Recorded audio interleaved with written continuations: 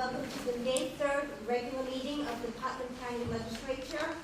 Please stand for the pledge, and those of us who wish to bow our head in prayer, please remain standing for our legislative prayer. I'd like to call on our Director of Veteran Affairs, Carl Rody, to lead us in the pledge. Right here. There you are. Please join me in the Pledge of Allegiance to the flag of the United States of America. And salute. I pledge allegiance to the flag of the United States of America and to the republic for which it stands, one nation under God, indivisible, with liberty and justice for all. We gather together here today, intent on doing good work. We seek to represent fairly and well those who have given us this task. May our efforts be blessed with insight, guided by understanding and wisdom. We seek to serve with respect for all. May our personal faiths give us strength to act honestly and well in all matters before us. Amen. Thank you. Roll call, please. Legislative 1, District 1, Legislative Speaker. Present. District 2, Legislative Newton. Present. District 3, Legislative Agnesi. Present. Present. District 5, Legislative Albana. Here. District 6, Legislative Brooks. Present. District 7, Legislative Castellano. Present. District 8, Legislative DeVoe. Present. District 9, Legislative Wright. Here. District 4, Chairwoman Angelini. Present.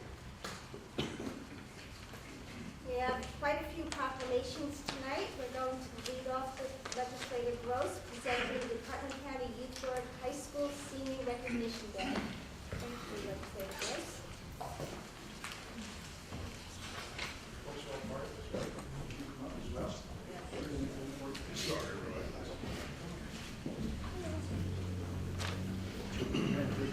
Yes. Barbara, come on. Stand by.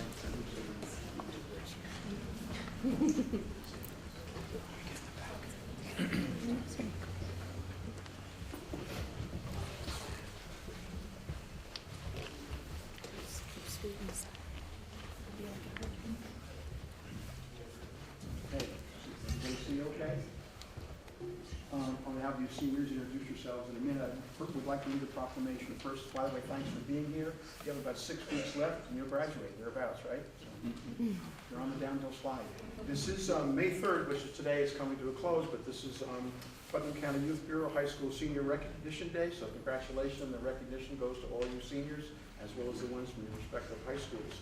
Putnam County Youth Bureau Senior Recognition Program is an opportunity to celebrate the contributions of young people made to our community every day of the year through the volunteer services and service learning. Putnam County recognizes our youth as an important community members and values their unique skills, perspectives, and ideas as they lead awareness services and advocacy activities. The Youth Bureau volunteers their time to programs such as the Youth Court Teen Kids, mentoring, and wide variety of other service activities throughout Putnam County.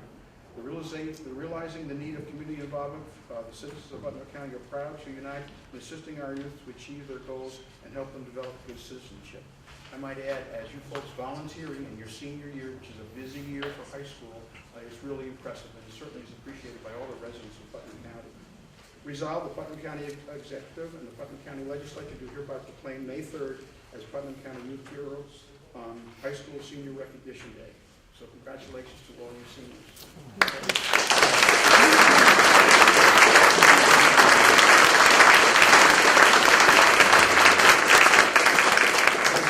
Judge Reese, introduce yourself, and Barbara Reese as well. Well, Barbara, please, and it's just a privilege to work with these, our future. It's our future, and it's just a privilege to be here.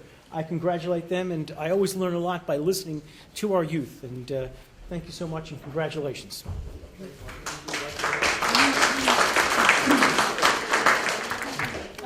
Yes, go ahead. Sure, I'm sorry. Hi, I'm Janine Cunningham. I'm the director of the Youth Bureau, and on behalf of the Youth Bureau staff, we have mentoring staff here, our deputy commissioner, Joe DiMarzo, and our youth court. We just want to thank all of you for everything you've done with the youth court program. Some members are here from our mentoring program, and also youth board members. So we thank you, and just on behalf of us. We thank the county legislative office and the county exec's office for all your support throughout the years of all our programs, and we wish you all the best of luck. And thank you so much for your support and everything you've done for us with all our programs. Joe, would you like to say something? No, I think that's perfect, Roger. Full agenda. I'm going to ask, I know this girl's from Brewster High School, since I taught at Brewster High School for 32 years. I'm going to start with you, young lady. If you all would introduce yourselves, okay, so that the public will know who you are. My name is Victoria Simpri, and I go to Brewster High School. Okay. My name is Shane Lucian, I go to North Salem High School. I'm Sean Lucian, I go to North Salem High School. John Bellick, I go to Mayapack High School. Laura Duffy, I go to Mayapack High School. Alan Basulovich, go to Mayapack High School. Emma Stark, I go to Mayapack High Schoel. Kevin Moore, I go to Carmel High School. Keelan Demir, I go to Mayapack High School. Mark Malone, I go to Carmel High School. Aren't you a student? Again, thank you for coming, and it's really a nice recognition. Enjoy the last 6 weeks of your senior year, because you'll be out before you know it. Thank you, Roger. Thank you.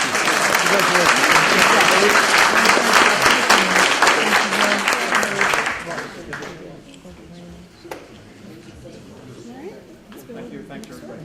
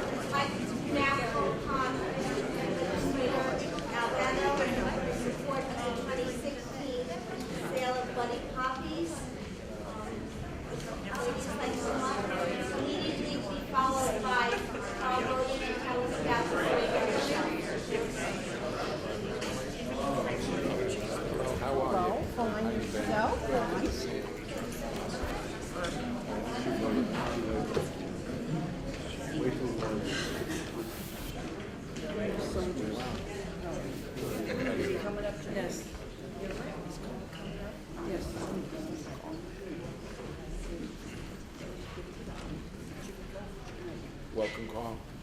Supported the 2016 sale of Poppy Buddies. Whereas the annual sale of Poppy Buddies by the veterans of foreign wars of the United States has been officially recognized and endorsed by government leaders since 1922. And whereas the VFW Buddy Poppies are assembled by disabled veterans, and the proceeds of this worthy fund raising campaigns are used exclusively for the benefit of disabled and needy veterans and the widows and orphans of deceased veterans. And whereas the basic purpose of the annual sale of Buddy Poppies by veterans of foreign wars is eloquently reflected in the desire to honor the dead by helping the living. Now therefore be resolved that the Putnam County Executive and the Putnam County Legislature do hereby urge citizens of the community to recognize the merits of this cause by contributing generously to the support through the purchase of Buddy Poppies on the day set aside for the distribution of these symbols of appreciation for the sacrifices of our honored dead. And further, be it resolved that we urge all patriotic citizens to wear Buddy Poppy as mute evidence of our gratitude to the men and women of this country who have risked their lives in defense of freedom, which we continue to enjoy as Americans. Thank you. Thank you. Thank you.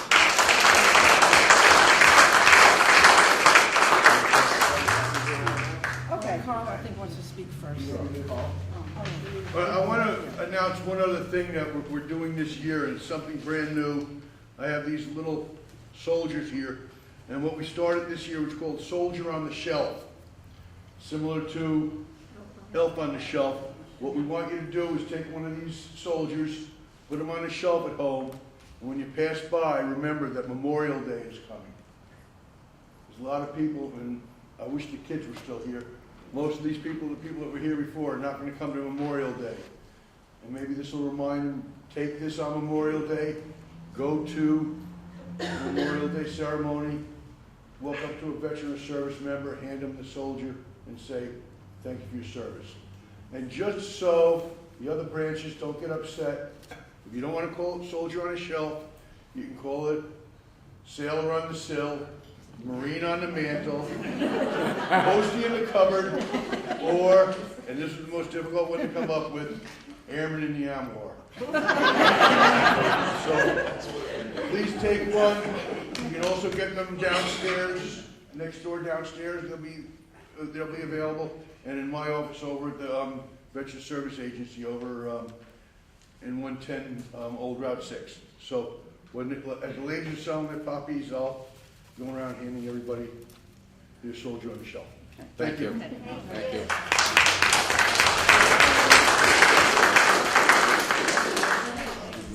Okay. Okay.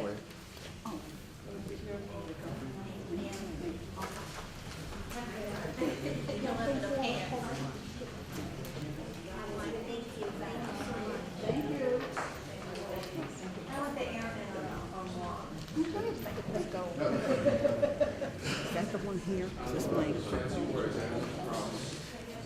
Oh. Yeah, that was good. Good day. Oh, yes. Okay.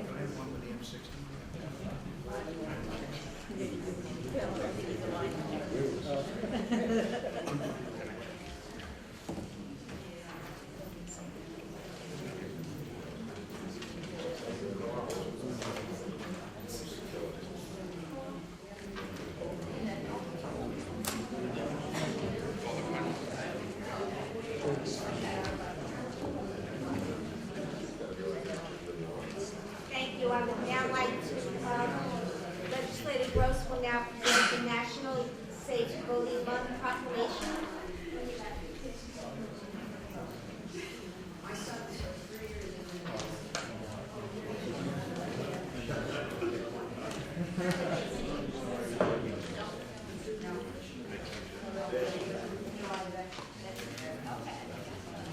Is Charles Melcher here? Yes. Yes, come on up.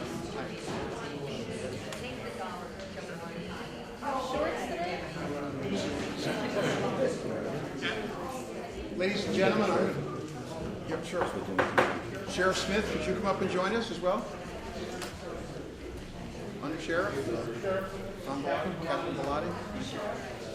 Gentlemen, good to see you. How are you guys? Good to see you. Ladies and gentlemen, May is Safe Boating Month, and people are getting their boats out on the Lake Mahopac and other areas, and it's really something to look forward to. But recreational boating can also be dangerous. Boating to the unprepared can be risky sport, whereas knowledge and skills are important in reducing human error and improving judgment when boating. And if a person is aware of the risks, they can take the precautionary measures to protect themselves, their family, and their friends. You ever seen the tapes where jet skis and wave runners in Florida, the kids are horsing around and they go right into each other and people are killed? They have a tape on that. And it's quite dramatic when you think of all the water that's available as they crash into each other. So it's an awfully important recognition of the United States Coast Guard Auxiliary, as serves as the county for nearly 70 years by providing boating education courses, making marine dealer visitations, conducting boating safety checks, and tending multi-mission patrols. And using their own boats and equipment, the Coast Guard Auxiliary has been able to reduce boating accidents and fatalities. Through their volunteer services, the Coast Guard Auxiliary has made the waters of the county safer by spreading messages of boating safety, not only during the National Safe Boating Month, but throughout the entire year. And the county executive, and the legislature is pleased to recognize this month as National Safe Boating Month. And thank you, gentlemen, for all being here. Okay, and I'll present this to you. And would you folks, Sheriff Smith, would you like to say something with these folks? Well, I would just like to thank Under Sheriff Convery and Captain Tom Bellotti and our entire Marine unit for everything that they do to keep the county safe during the summer months, especially out on the waters. I'd like to thank Charlie and Lillian for everything that they do. They've been supporting us the entire time we've been doing this, and we appreciate it very much, Charlie. Thank you so much. Thanks, sir. And I would just like to ask everyone to, and I've got to thank our Coast Guard Auxiliary, and of course we work with the Coast Guard out on the Hudson River as well. And we appreciate the partnership that we've had for so many years, and I think you're going to be honoring someone later tonight on that Coast Guard Auxiliary. But we just want to thank you all, and let's make 2016 the safest boating season in Putnam County ever. Here, here. Thank you. Thank you, sir.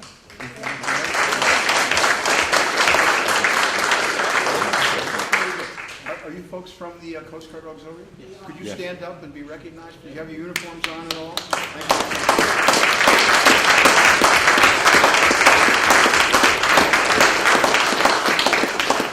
Okay, thank you very much. Thank you. Okay. In fact, could I impose to have them in the picture? up there? Definitely. Because, Jim and... Jim, come on up here. Elaine?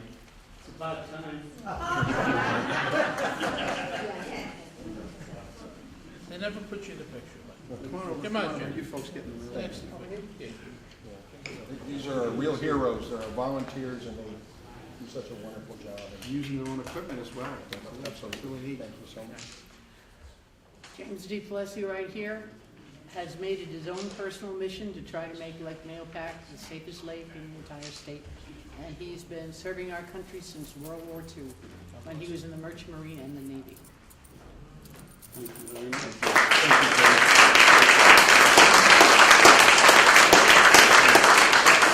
They're coming up again, Jim. Okay, thanks very much. Thank you. Thank you. Thank you. We're going to just stay right up here. Come on. Stay here for the next one. Sheriff, come on back. Come on, Johnny. Legislator Anastasio will present the James L. Tbilisi Safe Boating Day proclamation. Good to see you. It is an honor to present. This young lady. It is an honor to present you with this proclamation this evening. I value your bravery and service to our country, and I salute the bravery of all who fought for our freedom. May we never forget and always honor all that served, both past and present. Jim DiPalisi is a veteran with many credits to his name. He served in the United States Merchant Marine and United States Navy during World War II.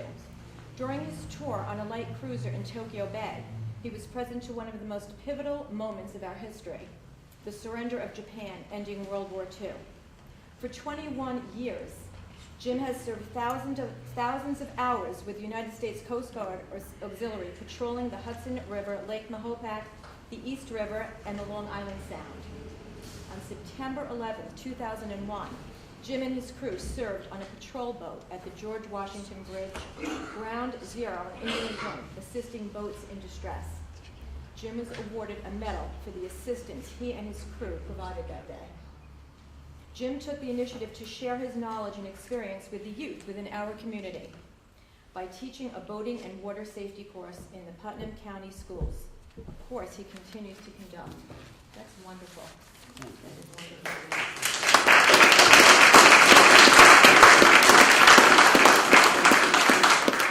Jim's respect for one of nature's most valued gifts, water, and his awareness of the necessity to be respectful and knowledgeable of the law and safety measures that need to be followed while enjoying water activities is what motivated him to create the Coast Guard Auxiliary Flotilla on Lake Mahopac and donate his personal boat to that cause. It is with great respect and gratitude that we recognize this gentleman who has pioneered the mission of safe boating with personal dedication. The Putnam County Executive and the Putnam County Legislature hereby proclaim within the Safe Boating Month of May 2016 that May 7th, 2016 be designated as the Jim DiPalisi Safe Boating Day. All right.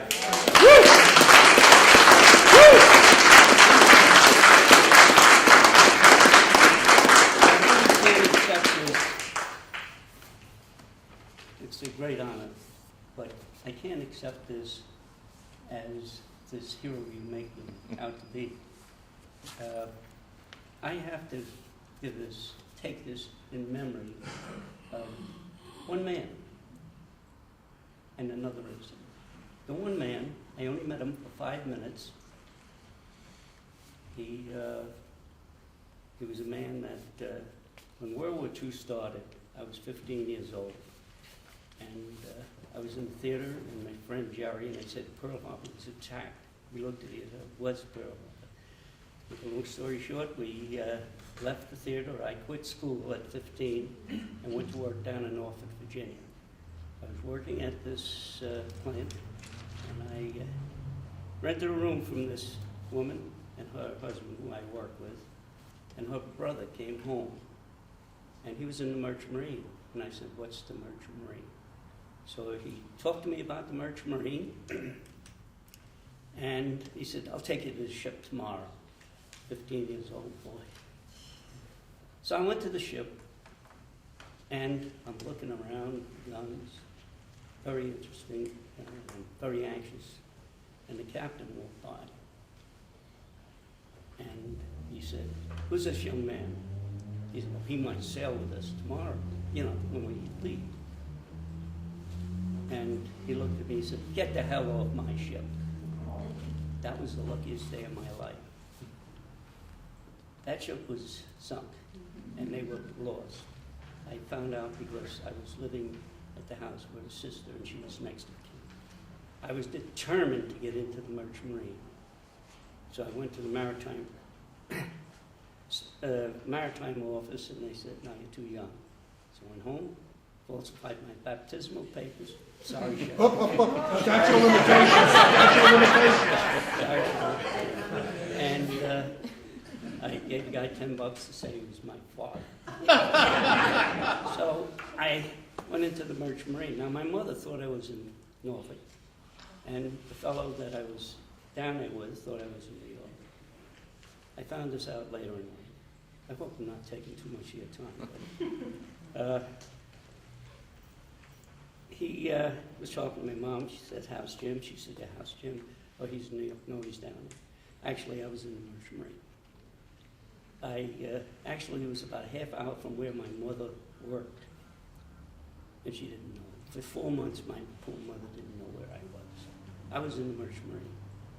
And the last day ashore, I called my mom, and she started to cry. "Where are you? Where are you?" I said, "I'm in the Merchant Marine." "What's the Merchant Marine?"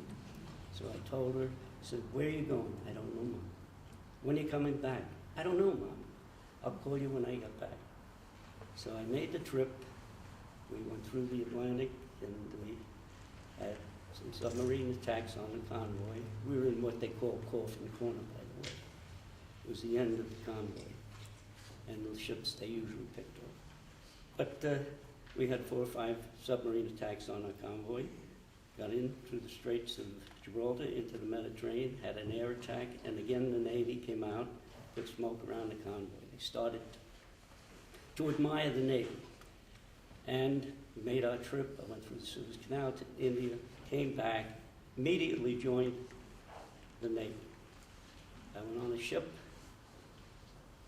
light cruiser, and we went from through the Panama Canal to Hawaii, to Ulithi, and to Okinawa. Now, the man I mentioned first, this is partially in his memory. I went to Okinawa, bloodiest place in the world. But I got there late, really. I'm no hero. Believe me, I'm scared. And at Okinawa, it was the last battle of World War II. And our ship was damaged off Okinawa, but we came back. And we had 35 ships sunk, 300 damaged in 82 days. We had 65,000 casualties in those 82 days. 12,500 were killed. And among them was 6 nurses on the Comfort ship. It was a hospital ship. Kamikaze plane hit it, killed 28, including 6 nurses. It was a terrible, terrible place, but from there we sailed into Tokyo Bay, and we accepted the surrender of the Japanese. I was 19 when I got out. It was almost 3 years that I spent in the service.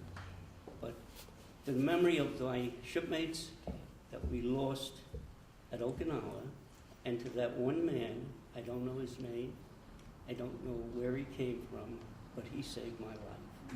And I thank him very much.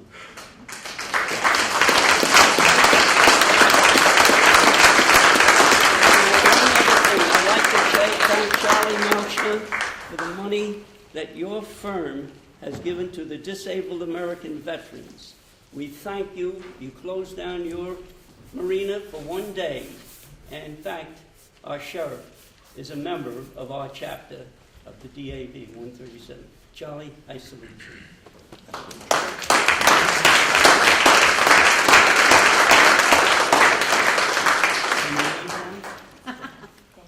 Thank you. Thank you, legislative body, for doing that. Appreciate it. Thank you. Thank Our you. pleasure. Thank you, Sheriff. Oh, my daughter's here. Right behind you.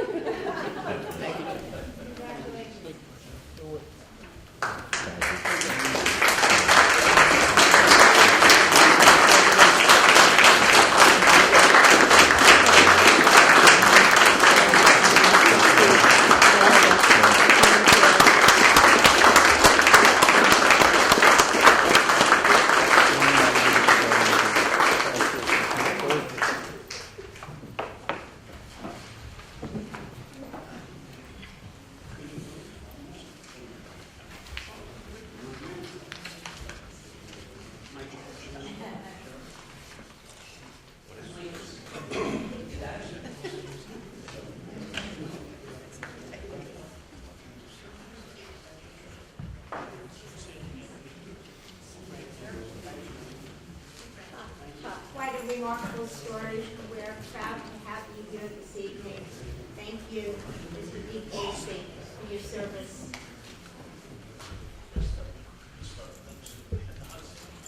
Legislator Scuccinaro will now present the Older Americans Month Lazy Trails proclamation.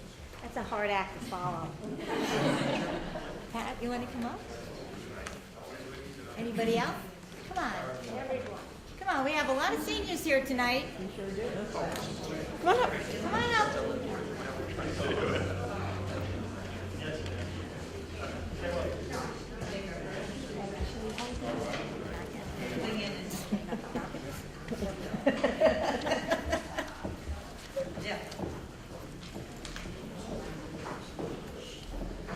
These seniors don't fool around. Don't mess with the seniors. Absolutely. And how perfect this is that May is Older Americans Month, blaze a trail. And I can tell you, all of these seniors blaze trails because I've got to know them, the pleasure I have in knowing these people, and how sincere they are to their cause. I just thank you. Thank you from the bottom of my heart. So whereas Putnam County includes a community of older Americans who deserve recognition for their contributions to our nation. Whereas Putnam County recognizes that older adults are trailblazers, advocating for themselves, their peers, their communities, paving the way for future generations. And let it be resolved that the Putnam County Executive and the Putnam County Legislature do hereby proclaim May 2016 as Older Americans Month. And that includes me too. In this, so Roger. We urge every resident, oh Kevin, you too, sorry. Don't want to leave you out. Well, Bill, I don't know, what do you think? Yeah.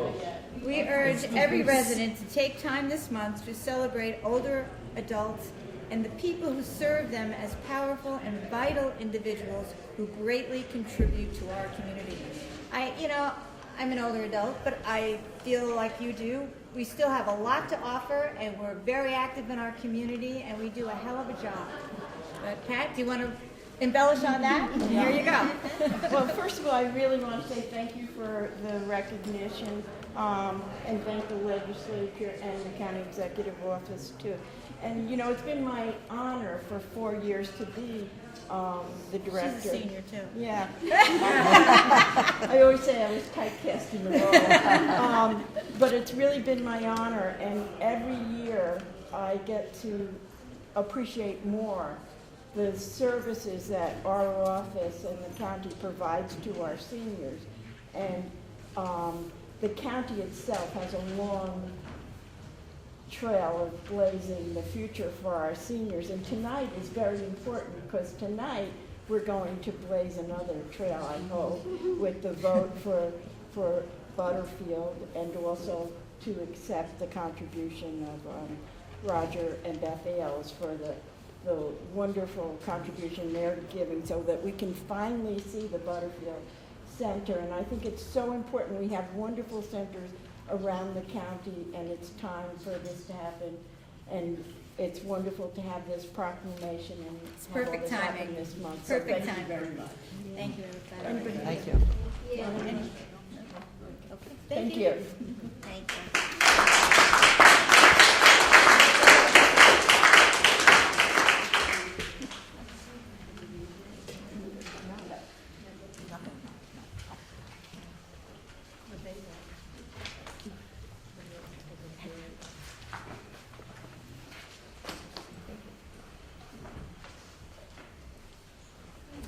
The crowd seems to be thinning, but now we have Legislator Castellano presenting the Children's Expo and Public Safety Day proclamation.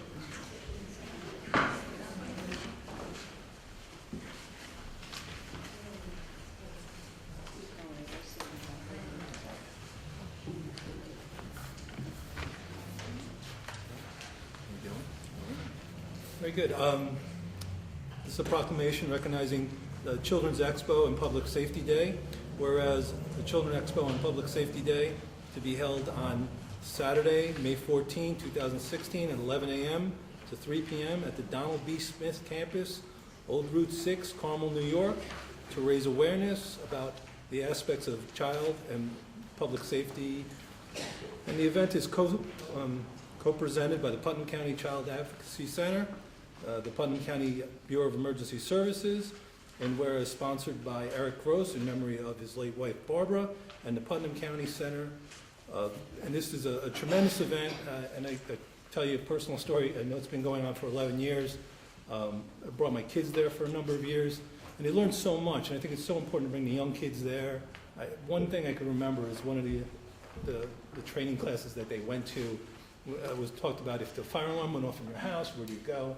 I personally had no idea that you had to have a plan in advance, especially when they had young kids. One time the fire alarm did go off in my house, and they remembered correctly. They went right to the mailbox across the street, and they waited, and I was like, wow, this is fantastic.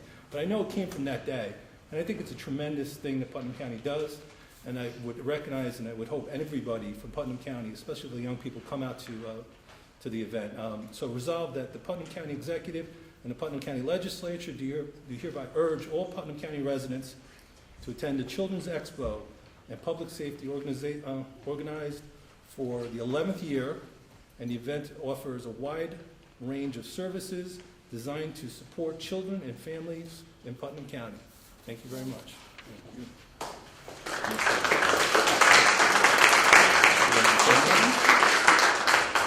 I just want to thank the legislature for recognizing this event. It's hard to believe it's been 11 years, and when you hear stories about that like that, I mean, that's really, truly what it's all about. And it's a collaborative initiative through so many of our partner agencies, both county agencies and community agencies. So we appreciate the support.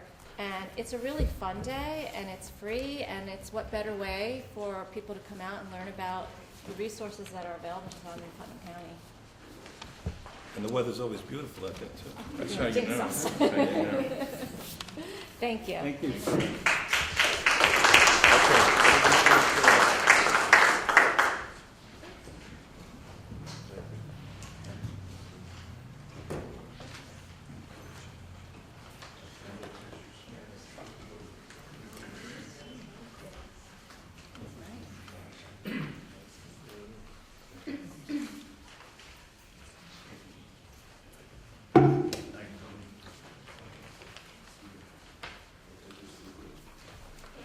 Approval of the minutes for the regular meeting April 5th, the special meeting April 12th, special meeting April 15th, and special meeting April 25th respectively.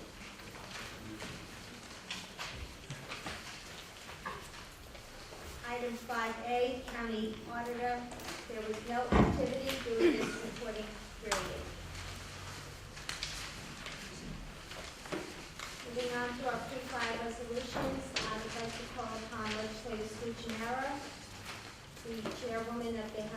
social, educational, and environmental.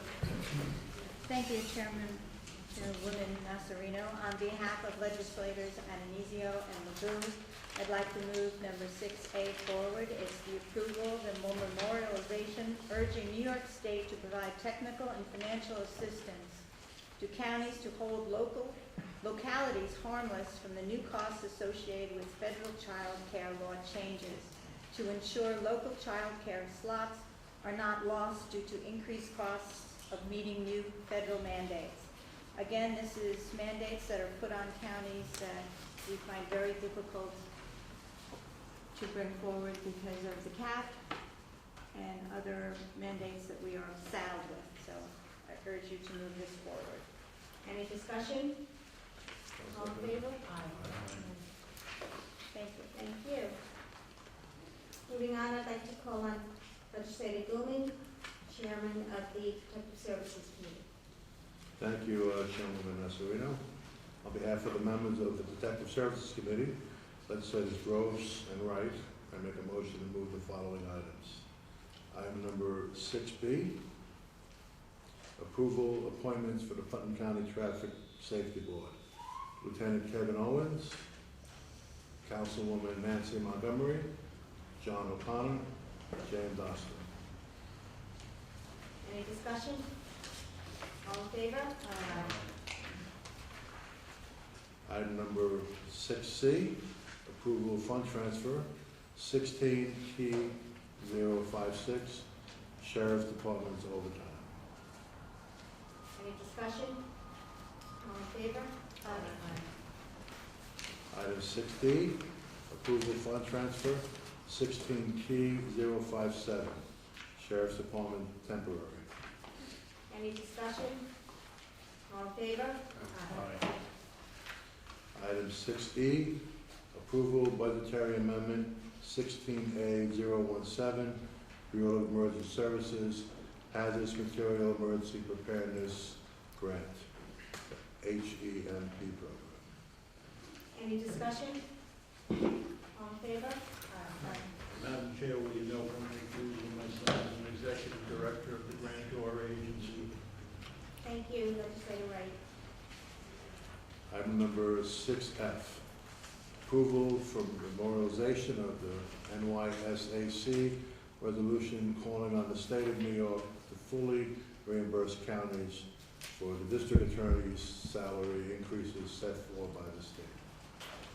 Any discussion? All in favor? I'd like to call upon Legislator Albano, Chairman of the Physical Services Committee. Thank you, Chairwoman Nassarino. On behalf of myself, Legislators Castellano and Scutchmar, I'd like to move the following. 6G, approval of budgetary amendment 16A 018, Highways and Facilities, Fair Street Stormwater Improvement Project. Any discussion? All in favor? 6H, approval of budgetary amendment 16A 021, Highways and Facilities 2016 CHIPS. Any discussion? All in favor? 6I, approval fund transfers 16T 066, finance the veteran home generator. Any discussion? Discussion? Yes. Madam Chair. I have a theme this evening. It's about legislative oversight and cost management. I have a question. Why are we dipping into general contingency for $5,550? Was that? I was looking, I thought there would be backup to this. Is there no money left in the highway department in any of the lines? I actually did some backup. I see in supplies and material line, there is $126,000 remaining that's unencumbered. Why are we dipping into the general fund for less than $6,000?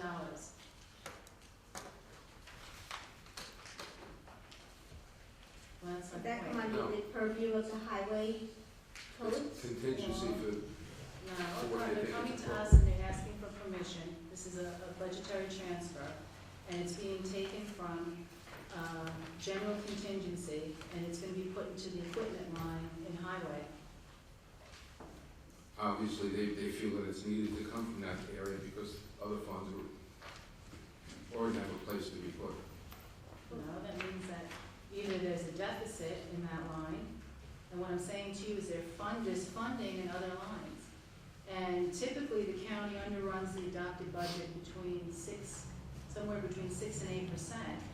Why in the month of May, which is the 5th month of the year, why are we already dipping into the contingency fund? This is what I'm talking about, Carl. I made a statement about legislative oversight and cost management, because nobody has an answer tonight. Now, $5,500 is a small amount of money, and we should be taking this from the highway budget, from some other area, not dipping into the general fund.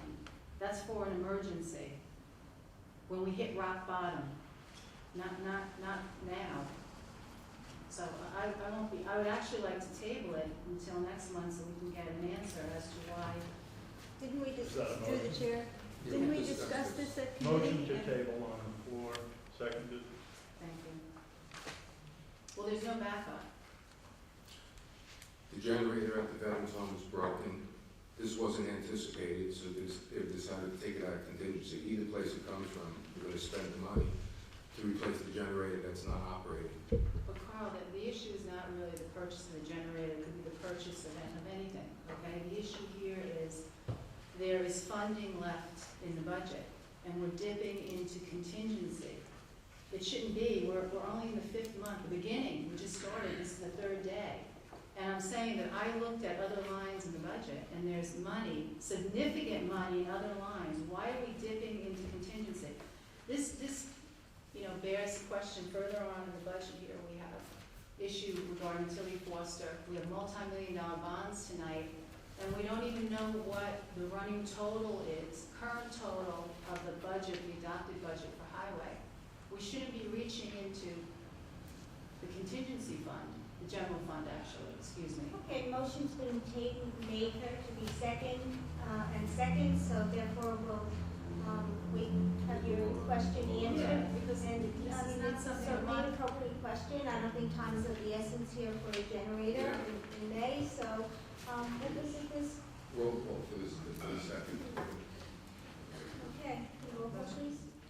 We're voting on for Motion to table. Got it. For information at the next meeting. Legislator Avenazio. Yes. Legislator Albano. No. Legislator Castellano. no. Legislator Goldman. Yes. Legislator Gross. Yes. Legislator LeBeau. Yes. Legislator Scuccinero. No. Legislator Wright. Yes. Chairwoman Nassim. No. Motion carries. Thank you. Approval amendment resolution, 6J, resolution 167, 2012, county office building renovations. Any discussion? Madam Chair, Yes. I would just say I'm very happy to see that. For 5 years, there's been leaks on the facade of the building and erosion, there's blistering in offices, and it's about time. So I'm certainly supportive of this approval. And just to point out, this is another example where we figured a certain amount of money was needed and it wasn't used. And that money is still there, so now we're going to use it for additional things that we have to do. Great. And the original resolution cited that it was only for the first floor renovations, and now there's approximately $97,000 remaining, and this is a common sense action to be able to use the money elsewhere within the county office building, because there is certainly need for repair. You all in favor? Aye. 6K, approval sale of county property pursuant to Chapter 31 of the Putnam County Code, Town of Patterson, tax map number 25.41-1-19. Any discussion? All in favor? One no. One abstention. 6L, approval of sale of county property pursuant to Chapter 31 of the Putnam County Code, Town of Kent, tax map number 10.20-1-69. Any discussion? All in favor? One No. abstention. 6M, approval of grant application for Office for Senior Resources, State and Municipal Facilities Program, SAM, grant for Putnam County's Carmel Friendship Center. Any discussion? Discussion through the chair. As I noted earlier about legislative oversight and cost management, this is great that we're trying to we're applying for a $550,000 grant. The problem is, what is the total cost of this renovation? We have ourselves spread. We're doing so many construction projects at once, and I'm concerned that there's no specificity here. Are we just going to use this grant amount? It doesn't specify in the resolution. Once we apply for this and the money comes back, I see there's plans here. I know that at one point, 2 years ago, the Commissioner of Highways came in to Physical Services and presented a plan for almost close to $1 million that needed to be bonded. I'm not clear on the total cost of this project, and I'm concerned that moving forward with this at this time without specification, that we are going to be in the same position that we seem to be in with most of these capital projects. So I have reservations with regard to this. Well, before us this evening is the opportunity to apply for a grant for $550,000 from the New York State Dormitory Authority. So I think it would behoove us to seize the moment and try to pursue it. These grants are available. If we don't apply for them, they're going to go somewhere. I'm glad to see that our department heads and people that are working for us are looking for the monies that are available. There's no doubt that improvements and changes need to be made to the senior center. So this is the first step. We apply for $550,000. If we get it, then we decide how it's going to be used and what needs to be done. It would be crazy not to apply for this money if it's available. Again, we know the senior center does need work. How much we can do is going to be based on whether we get this grant, if it comes through, and what our future ideas are, which we'll explore at that time. But the important thing is to see if the money is available. Then once we know that, we know what direction to go in. Not applying for it wouldn't solve any problem. We just wouldn't get anything done. Through the chair, I was just looking on page 3 here, and it says project description for the expanded and improved Carmel Senior Center. On the very bottom, total estimated cost is $550,000 for the Carmel Friendship Center. Includes all interior renovations. So I think all the items that are above this, are they included? That's what it seems like here, that it's the estimate. For this particular estimate, right. Whether the scope of the project exceeds that is what Legislator DeBoe is questioning. I understand. But before us this evening is the opportunity to actively pursue the grant. I just don't want us to be in the position of backing into this project like we have in the past, and also again on the agenda tonight is Tilly Foster, and we estimated, obviously there was a mistake made because they're asking for an additional $1.1 million, so that's why I'm leery of this estimation that's here of $550,000.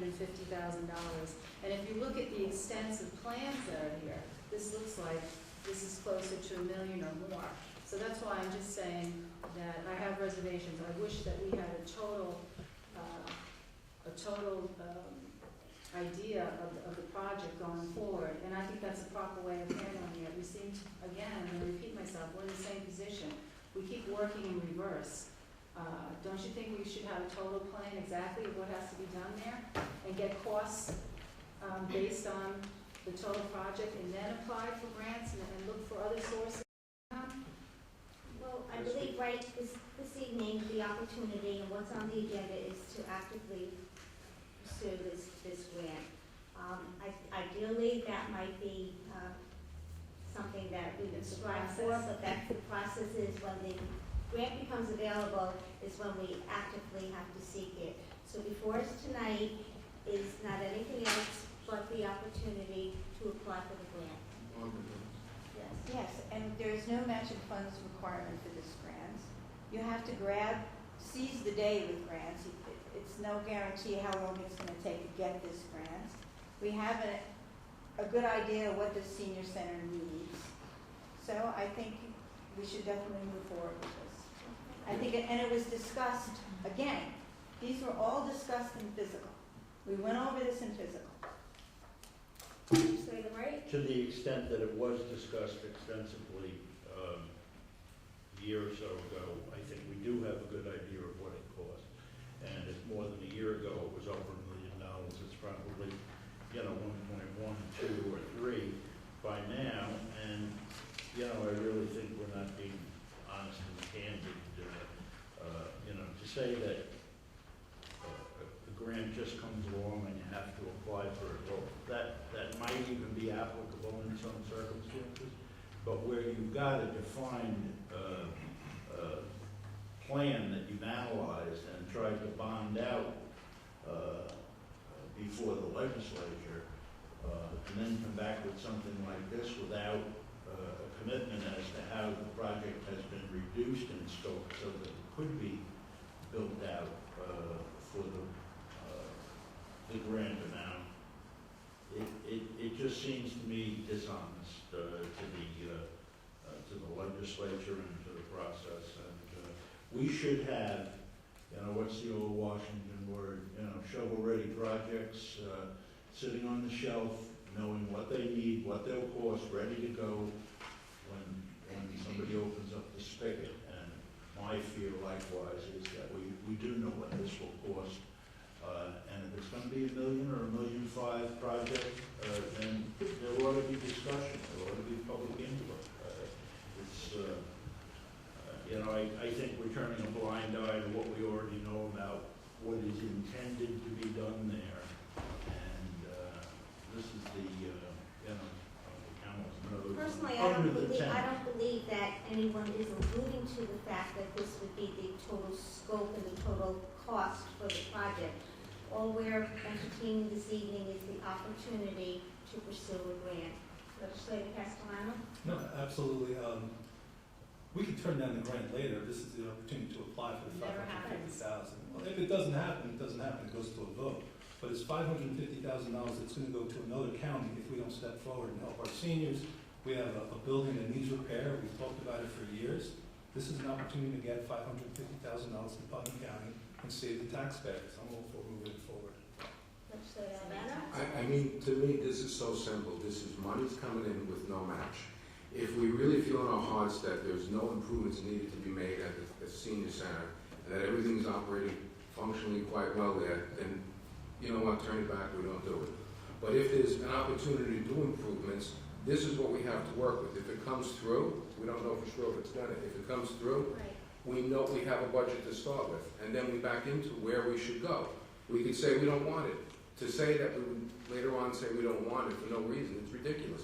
If it's needed, we'll have the opportunity to seize it. How could we refuse money that will go to another county if we don't act on this? If anything, we should be applying for more of these grants and then just make sure we back our numbers into them so that it makes sense. And we've spoken for years how this building needs help, and we put it all. It's not going away. It's not going away. It's a good thing for the seniors, and absolutely, if there's no match, to me, I can't see any other way. Legislator Wright?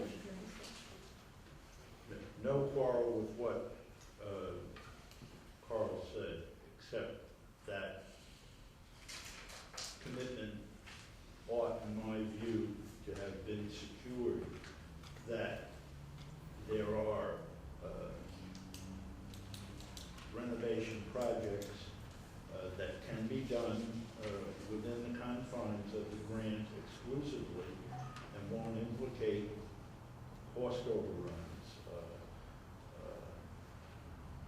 Starting to do a piece of work that causes you to need to do another piece of work, which in turn leads to causation of another piece of work. We've seen this whenever we get involved in any kind of renovative situation. I just think it was incumbent upon the committee to secure that commitment in somewhat precise terms before it left committee. I don't disagree that there are renovations needed over there, but this legislative vote should have been to go out and get $550,000 of available funding to do the following A through whatever, renovations with the assurance and the guarantee from our professionals on staff that they can be done within that budget. And then when the grant comes in, there need be no further discussion. It's just, here's the money, go fix what you promised to fix for $550,000. But the failure to do that up front leaves it as nebulous as it could be. We've all had lengthy discussions about the proposed project in the future. I don't think, again, that anybody was alluding to the fact that this would be the whole entire ball of wax, but rather that this would be money and an opportunity to offset the project that ultimately we will have to recognize has to be done. Legislator Rice, That's fine. I was just gonna say, it is free money. There's no matching funds. Often these grants want 30%, 50%. I don't see how they can say no. We can put some kind of a secure line into this that they cannot come back for money. The administration cannot come back for more money on the project. We'll have time to do that if the grant is approved. I think we can certainly work that out. But as Joe pointed out, if we don't take it, Ulster County's going to get it, or St. Lawrence County's going to get it, or whatever. If I can get over $500,000 with no matching funds, I want to take it for the county. Legislator Allen-Lucio? Yes, I personally viewed the Friendship Center, and there was a great need for renovations there. And in fact, many of my constituents from Kent use that facility because we don't have our own senior center. Kent and Patterson also. I would like to see, as you said, this renovation project stay within the confines of the 550. That would be nice. Again, that remains to be seen. Let's not hit ourselves. The bottom line is, if we refuse this, we know nothing will happen, and we can decide later. If we accept this, and we do get it, at the very least, we can spend $550 on a facility, wherever that goes. It's up to us to decide where we want to go over that. So how could you say no to this? We could try to get a plan that might take a year, really hammer it down, and this money might not be available. So first show me the dollars, and then I'll back into it and make it work. Can we have a roll call, please, Diane? Legislator Avenisia. Yes. Legislator Albano. Yes. Legislator Castellano. Yes. Legislator Goldman. Yes. Legislator Gross. Yes. Legislator LaRue. Abstain as to my comments. Legislator Scuccinero. Yes. Legislator Wright. Abstain, lacking the scope of work. Chairwoman Nestor. Yes. Motion carries. 6N, approve the bond resolution improvements to Tilly Foster Farm Campus. The total estimated cost of $2,100,000. Increase the appropriation for the project by $1,100,000. Amend the bond resolution to reflect the increase. Discussion. Motion to table. Second? For discussion. Yes. Thank you. I'm asking for the motion to table this evening to put the brakes on this temporarily so we can get clearer cost controls over this project. Last year, we were told and asked for I don't remember the exact amount, but it was $1 million, $1.3 million. And we were told that there was a pending contract with BOCES to come forward. And that never materialized. Based on that statement, construction began at the farm. It's actually almost 3 years. And the clock has been ticking, and so has the cost to the taxpayers. And I am calling for a public hearing. I'd like to have a public hearing because of the huge expenditure of funds without input from the taxpayers. I'm calling for a mandatory public hearing that is duly noticed in the paper before any further expenditures are made, so we can hear from the public. We have multiple meetings for months from the public held at the Tops Building asking for input on the use of the farm. And at this point, I think we need to go to the taxpayers and ask them if they're in favor of this huge expenditure, because there was a mistake. There was a huge variance, or you can call it a variance, you can call it a deficit, you can call it an error that was made in terms of planning, because the administration refused to spend a few dollars in planning and properly put together the scope of this project, and now we're in the position that we are currently, where we have to spend another $1.1 million, and we don't know if that's the end of this investment. And I'm concerned. I'm not asking to stop the project. I'm asking for us to pull the brakes on it and take a breath so we can take a look at all the costs. I quickly had our auditing department run the overtime for highway, and the numbers are astounding. But I don't know exactly. I want to see exactly how much is being spent on county labor and the overtime associated with this project, the legacy costs, as you know. We were given, really sort of vague answers as to why they need this additional $1.1 million. And I want to see details and specification and exactly what's going on, where are we going with this. We still to date don't have anything written in terms of BOCES. We're being told that BOCES is going to be leasing the facility, but yet we don't have anything in writing. No assurances. First we were told last year that the kitchen appliances would come from BOCES, that they would have labor would be provided through the students at BOCES, none of which materialized. And then we were told that we would have the lease. And I asked for assurances to that point. I asked for a dollar amount. We're making a multi-million-dollar investment. What is the cost of the lease?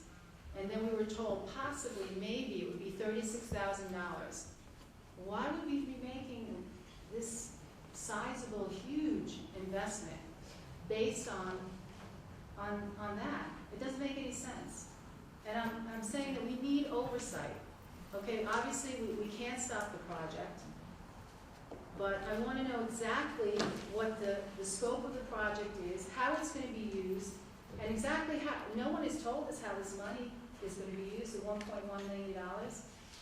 No details. People wouldn't do this if they were renovating their home. And we're responsible for the money. We're elected to office. People are trusting our judgment that we have strict oversight and information. And I'm sitting here tonight, we have no information. We're just being told that it was underestimated. And I don't think that's sufficient. I actually think it's an embarrassment. We're leading in foreclosures in the county, okay? I don't have to mention this legislative body. We went back to the retirees because we told them we couldn't afford less than $500,000 in the insurance premiums. And then we had to charge back the retirees. Everybody knows that the economy is volatile. A lot of other municipalities are struggling with their sales tax. We had a decrease in our sales tax. What I'm asking us to do is to take a look at this more carefully, to do our due diligence, and a month isn't a long period of time, but we really don't have any specification. We have no details regarding all of this. And again, this is a huge expenditure of public funds.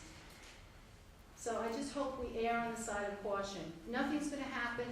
We don't have anybody waiting to go onto the farm. Another month, and making sure that we do our due diligence and all of our questions are asked. And again, I'm calling for a public hearing so the public can weigh in on all of this. Like I said, we had numerous meetings held at the Tops building to have the public weigh in on their ideas on how they wanted to see the farm going forward. Well, now we're 3 years into it, and a lot of changes have been made, and a lot of money has been spent. And obviously, there were mistakes made on the estimation of this project from the administration. So I think we owe it to the taxpayers, because they're going to be paying for this long term.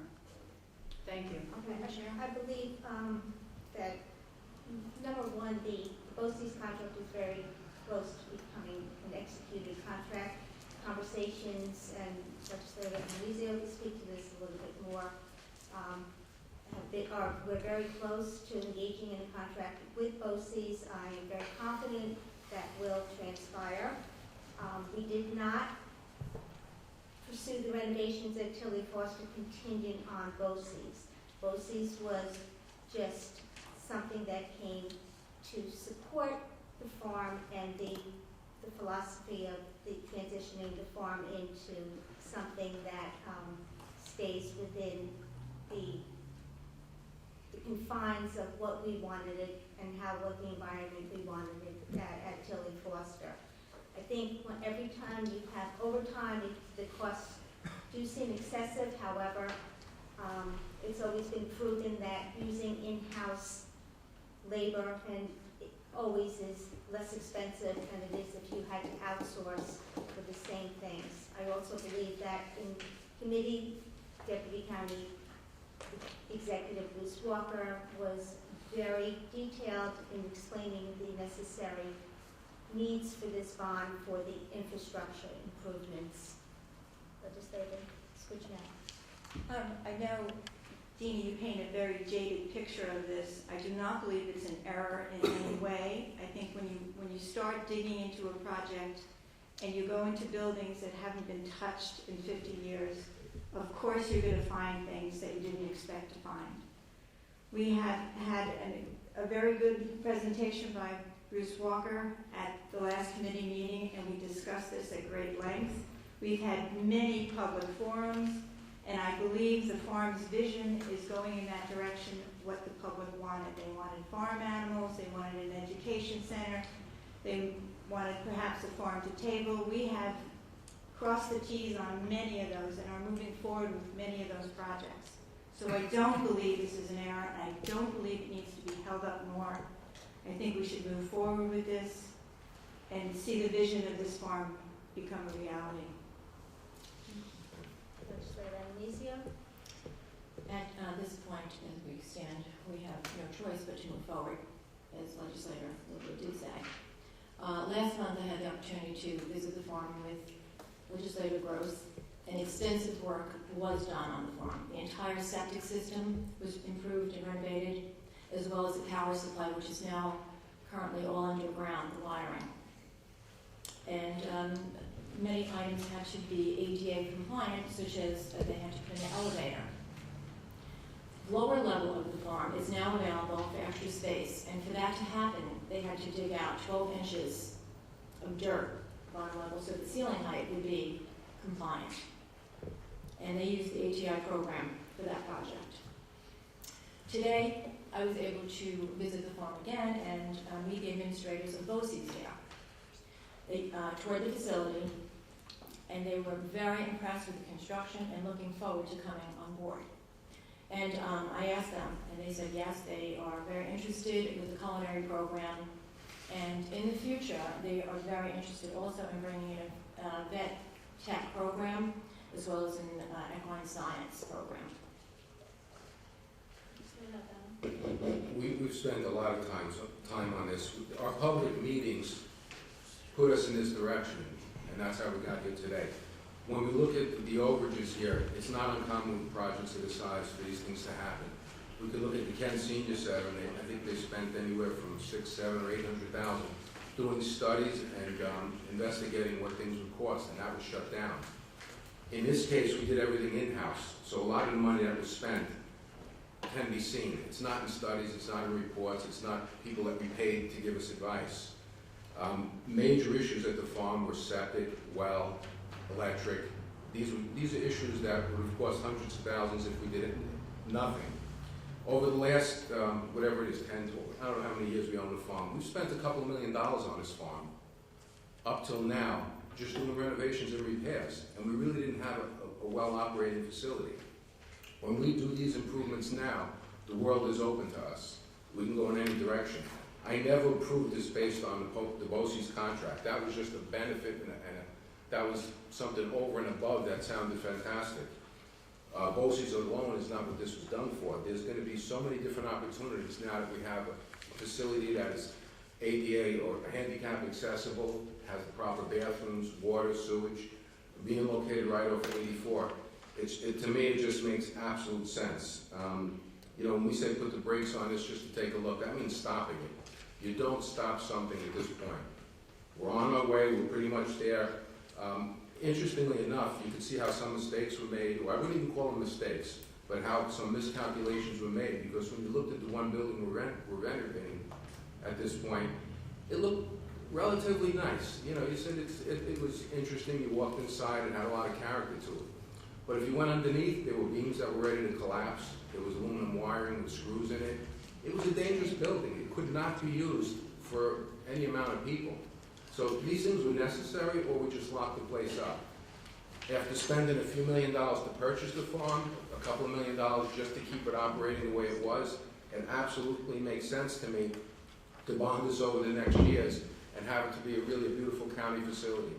I'm glad where we are, and I would never want to stop this at this point. I attended the breakfast this morning where I talked about the project, and I was prepared to vote no on this bond. Having visited, as Legislator Adenusa pointed out, it has really come a long way. They even had to jack up parts of the building to fix the foundation. These were rocks that were rolling around. So there certainly has been a lot of work done, and the place really, it has come along very well. There have been money spent that's had to be duplicated because of miscalculations, as was said. My attitude has changed, though. The BOCES contract was always pie in the sky, the way it was explained to me. There was never any definite. Now there's a definite. BOCES people were there today. They're really looking forward to coming into that place. I don't want to lose that account. That's the beginning of the center, education center this facility will be. The other reason I'm going to change my mind and support the bond is that other renovations we've already approved tonight on various buildings across the county inventory of buildings, which is very important. You know the DMV building where the health department is located, the Kern building, I believe? You can't drink the water. The septic backs up all the time.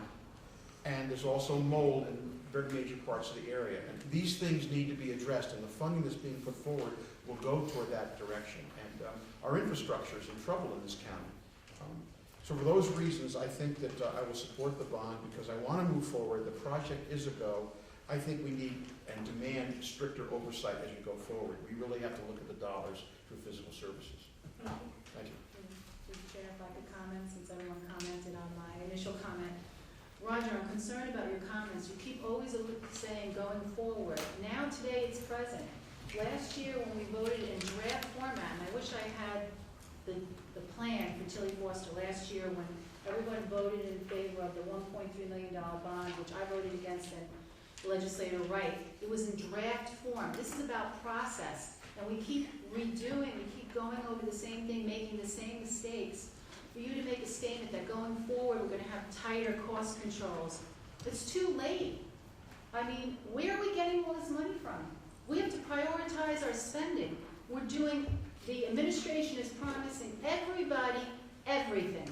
Well, there's a cost to that. And that's our responsibility to prioritize spending. And now this was in a draft format. It's still in draft. Okay, we don't have definitive plans. There was no money spent on engineering that put us in the position that we are in now. General rule of thumb is 10% of the total cost of the project. And I don't sit here tonight, I cannot articulate to the public, enumerate the cost savings by doing this in-house, because none of us have that information. And with all due respect, Chairman Nasarino, can you tell me, we did not thoroughly vet this.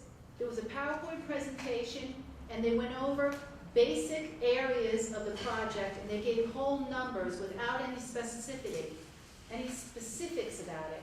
And we're putting ourselves in a very bad position because we are overextending ourselves. This project should have been bid out. This is a major construction project that we're using highway personnel and parks personnel. And there were major mistakes made on this project. And now we're here facing a $1 million under budget. I mean, I just can't believe what I'm hearing here. With no oversight, nobody seems to be concerned about the process. That's nice that everything looks beautiful. But we got to this point because there were design mistakes made. We have two architects. I'm sorry, we have two engineers. We have an architect on staff. The commissioner is an engineer. I mean, somebody needs to be held accountable for this. We just keep going forward and saying that in the future, we'll have cost controls and we'll take a look at the spending going forward. We're leaving a legacy to the future of debt, just endless debt. And we don't have a business plan, how we're gonna make this investment back. And no, BOCES isn't the only thing that was supposed to go on the farm. That was one component, but I'm trying to make a point. We were told the same thing last year, that we were weeks away from signing the contract, which never materialized. We have demanded from outside agencies and other departments when we appropriate funding for business plans, okay? How are you gonna make back this money that we're giving to you? Why are we doing this? We're in this position. I do not have a clear understanding how we are going to make this money back for the taxpayers. And I don't believe the administration does either. And so, I'll let someone else talk. But I think we're making a terrible mistake tonight. We can go on and on. When I was looking at the Pudding Street overpass, I remember speaking to someone from the state who said, if we just do a preliminary environmental study, it's 10% of the project, which was millions. That was a preliminary environmental scope of work, not an actual design. Easily, you could spend hundreds of thousands of dollars to figure out what this cost to do it. That kind of money, please, I didn't interrupt you. That kind of money is going to be into this project with hard costs, buildings, septics, wells, water lines. It absolutely makes sense to go ahead with this. And then with regard to spending money, we can't make blatant statements we don't know where we're going. We're very careful with our bonding. When we get done bonding these projects, we will have less money owed out than we did several years ago. When our auditors come in and look at our books, they think that our bonding and the way we're spending money is appropriate. We get a good rating. The world is not ending. We're bonding things that have a useful life and spreading them over so many years. And that's all for the benefit of the residents in the county, our children. Everyone loves this farm. It's going to be a beautiful facility when we're done. It's a major project, and I'm glad we're moving forward. And there were surprises, and they were not mistakes. The only way you really know those definite costs is you start ripping walls open, ripping beams down, and looking at them. And that's what we did. And we gravitated to where we had to go. Legislator LeBou, to your points about oversight, I think we simply need to demand a monthly report through physical services of what was spent and what was done. Maybe, I'd just like to finish, maybe we need photographs or whatever, but we can have precise oversight. This project, we're into this project with a lot of money agreed. I'd rather have this completed than have condos up there with a green line. I mean, we need to do something to move it along. And we have, that's my feeling. We can have complete oversight through physical services every month. What are we spending? What's being done? What's the plan for the next month? I think that will satisfy some of your concerns. I mean, I really mean serious oversight. Through the chair, I just want to point out, Legislator Gross, we are in violation of the charter as we speak because that's a requirement on a monthly basis. We're supposed to have a cost analysis going forward, a project, a status report each month in physical services, and we're not getting it. And so we're in violation as we speak of the charter. And Roger, to make a statement, I don't want to go back and forth with you because I respect you and we don't agree on this issue, but to make a comment that we don't want to have condos there, what does that mean? We're in a situation here where we elected, I didn't, to go forward with this construction project and we didn't have proper plans. And rule of thumb, and Carl should know this as somebody who's in the construction field, is 10%. So if this project is estimated to be $3 million with and that's what it looks like, because that's where we're going. It's 2.1. Okay? That's what we know about. What about the costs from So highway department? Should we just What make up about the numbers costs now? from the highway department for overtime and personnel? These are county And employees. We do this on all our material, buildings. and material that All our buildings. is used from the highway department. You don't know that. We use it on all our buildings, every facility. This building here, the building No, next this door. is different. That's part of running the No, county this is highway. different. This is a major construction project, and we should be looking at all the costs. And you don't divert funding, we're bonding, okay, telling the public that this is the total cost when I believe funding is being used from the highway department. It's certainly being used in personnel and overtime. On all the buildings. No, it's not. Now, It is. we've diverted, all of that personnel is working on this project. Just to finish, and then I'm done, this will be my last statement. So that would be $300,000 for engineering, and it would have saved us in the long run. We wouldn't be in this position. And anybody who's watching this on TV realize that this is an embarrassment the way this is being done. I don't And agree. the lack of oversight with taxpayer money, and we are again backing into a project, not knowing the total cost and the impact on the public. Thank you. We could sit here and say all the negative things in the world that Some people just love to throw stones and show you the downside of everything. We're gonna have a beautiful facility there. We've done a lot of work on it. I've seen a lot of numbers. I've been in a lot of meetings. I don't know, maybe, Dina, you didn't see it all. I've seen a lot of information. I'm very happy with this. I don't think this is a mistake. We own this property. We spent millions of dollars for this property. And at this point, we have to do the right thing and make sure it functions correctly, it's safe, and it has all the amenities that it should for our residents, and that's what we're doing. Legislative little reference to condos there. What I was saying, when the county purchased this property way back, some years ago, it was going, if it did not get purchased, it was going to be developed. And so the county wanted green, they wanted the livestock that's been talked about, and here's where we are. And we have a choice to go forward or just to stand still. But we're in the hole, I agree. So we have to finish it up. But again, I stress strict oversight through fiscal services every month, and I mean dollars and cents. I think that would put us on a rather secure track. Yeah, if I could, I'd like to just focus on a little bit of the positives of that property. It's a fantastic property that we own right there. And the only alternative is we can give it back to the city. We're choosing not to do that. We need the property there. We've had public hearings, we've had forums. People came forward and they want to keep the structure of the farm. They want to see the farm animals. We're taking one building, rebuilding it, repurposing it. It's going to be a fantastic building. I can't wait for the day that we can connect this property to the bike path. The one thing I can say is over the last couple of years, whenever we've had an event there, it's been overwhelmed by people, whether it's Pumpkin Palooza or the Egg Hunt.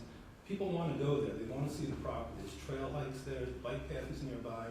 This is a fantastic opportunity to bring more people to Putnam County. We're going to employ people at the new facility. It's a win-win. Unfortunately, we have to put some money up front, but I think it's the right thing to do for Putnam County. Thank you. Okay. I'd just like to share my comments.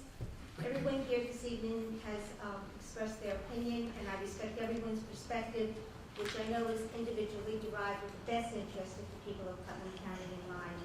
Just to give a little history of Tilly, in 1997, Putnam County signed a memorandum of agreement with the City of New York to protect our water supply for city and non-city residents, in addition to a required easement with the Watershed Agricultural Council.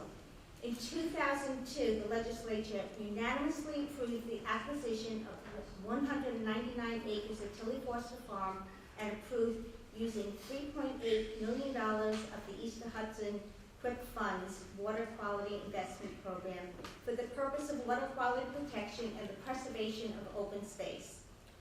As I looked through the records, I noticed that all resolutions in 2002 pertaining to Tilly Foster Farm were unanimously passed by the legislature. I applaud those legislators for having the foresight to recognize the importance of protecting our water quality and preserving open space. In addition to the $3.8 million, we have spent approximately $2 million maintaining the property, which still had an unsafe structure, lack of water and power supplies, or septic upgrades. Fast forward, more than a decade later, we committed to maximizing our assets and moving forward towards improving Tilly, realizing its potential to be the gem of Putnam County. The improvements were critical to the overall success of this facility. We needed proper septic repairs, ADA bathrooms, safe power supply, and potable water. We needed to be code compliance, and the existing state, as is, jeopardized the welfare of our patrons.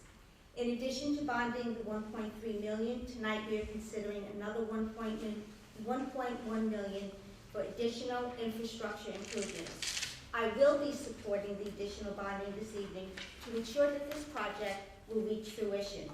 To not complete what we started would be, in my opinion, a grave injustice to the taxpayers, our former legislators, and ultimately a waste of millions of dollars already invested. Tilly Foster Farm is beautiful. In keeping with our pride to protect our quality of life in Putnam, the people deserve a beautiful facility to enjoy. It is important to promote Putnam County as a wonderful place to live and raise a family. With our population declining, we have to have amenities to attract and keep people here. We can argue that we cannot compare ourselves to Westchester County. So I checked some cities of comparative population within our scope. All had many more appealing amenities in their respective communities. The city of New Rochelle has an estimated population of 80,000 people, and they have 38 recreational facilities, trails, golf courses, marinas. The city of Yonkers, that has double our population, boasts 2 public pools, several golf courses, a bikeway, 13 senior centers, and more than 70 parks. The city of White Plains, with an approximate population of 58,000, is home to pools, parks, ice skating rink, performing arts center, and 2 public golf courses and more. All of these areas are on the uptick and have become increasingly more attractive for places to reside and visit. Tilly Forster Farm will provide a wonderful experience for both residents and tourists. The Tilly Forster Educational Institute will be a win-win for the farm and our community. I have no doubt that it will be a true landmark that will enhance our county's character and charm. As a legislator, I am proud to be part of this transition process. I believe bringing the Tilly Forster project to fruition will fundamentally be one of the most defining decisions of this legislature. I am proud to have my name associated with it. I believe it is not only an investment of today, but investment and benefit for future generations to come.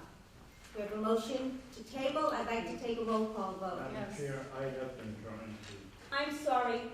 I did not recognize you. Please do promise so. not to be long. I'll take as long as you want. Being the world traveler that I am, I've been to each of those cities that you spoke of, New Rochelle, White Plains, and Yonkers, and they have a different tax base. They have a different economic structure. They're proximate to the city of New York, and it was not my purpose to speak and address your comments, but we don't even have a city in Putnam County, let alone the 3 that you mentioned in Westchester. Each, I might point out, with their own ability to tax the life out of their citizens. But what I did intend to say was, we're not dealing with what could, by any legitimate use of the English language, be called cost overruns and unexpected events. I mean, Legislator Atanasio gave some examples of elevators and floors that have been lowered to meet building codes, and I know the laundry list goes on, but I have it on good authority that our planning and design professionals that work for the county, they actually have access to building codes and this marvelous engineering tool called a ruler. So they could have actually, measured to see if the floor was 2 feet too short to meet a building code. I'm being a little bit facetious, but in less than a year, to ask this legislature to double the expenditure, that's not a cost overrun. That's not an unexpected development. That is either a willful failure to present the facts as they could reasonably be known to be by opening one's eyes, or serious mismanagement of project responsibilities. And management and oversight can't be a post-audit basis. Counties that choose to post-audit after the money's spent, that's the proverbial barn door after the animals are gone. And it won't be long before it's like Rockland or other counties that are teetering on the brink. I don't suggest that the county not go forward. I do suggest that you make sufficient time to have credible evidence before you that this is it. And I think it's a great idea to have some public input at a public hearing. I'm not so sure it would have been thought to be such an enlightened acquisition if the legislature of old that bought the property with somebody else's money, and be assured that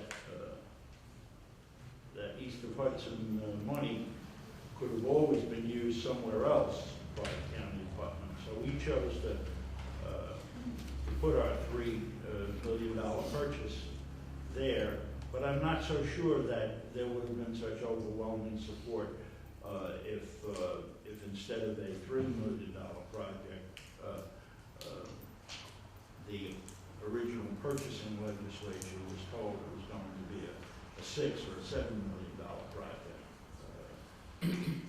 So I think it's not a cost overrun, it's a doubling in less than a year of what we were reasonably given to expect was the high water mark.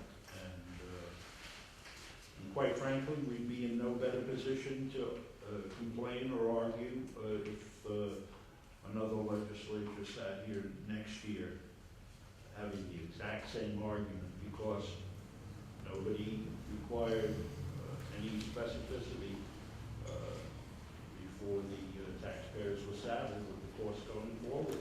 We're just asking for, is this the end?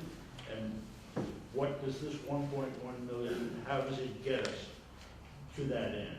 Show us what yet needs to be done, show us the cost for what yet needs to be done, and give us the satisfaction to know that if we saddle the taxpayer with another 1.1 million, that the end is here, that this is the end. And you do not know that and cannot know that with the information that you have before you. And there's no sign of urgency that would prevent you from capturing that information. It ought to be accessible within 30 to 40 days, in my view. Thank you. Yes, Bill. Tilly Foster. We've owned Tilly Foster for 14 years. 14 years ago, I don't think the individuals sitting in this room, which none of us were, thought that it would cost almost $8 million, which it actually has cost up to now, to get to where we are. The only fiscally responsible thing to do at this moment is to support this $1.1 million. We really have to stop kicking the can down the road and deal with the issue today, not 6 months from now, not a year from now, because the 1.1 million will be 1.5 million, will be 2 million, it'll just keep going up. And it won't be $8 million, it'll be 9 million, it'll be 10 million, and it'll be ridiculous. We received a commitment from the Deputy County Executive at the committee meeting that this is it. There'll be no more. What do we do here? Do we sell the property? We really can't sell the property, because if we sell the property, we can only sell for $1. That's not a fiscally responsible thing to do. We can make it a park. If we make it a park, we still have to come with the maintenance and cut the grass and do all the things you have to do for the upkeep of a park.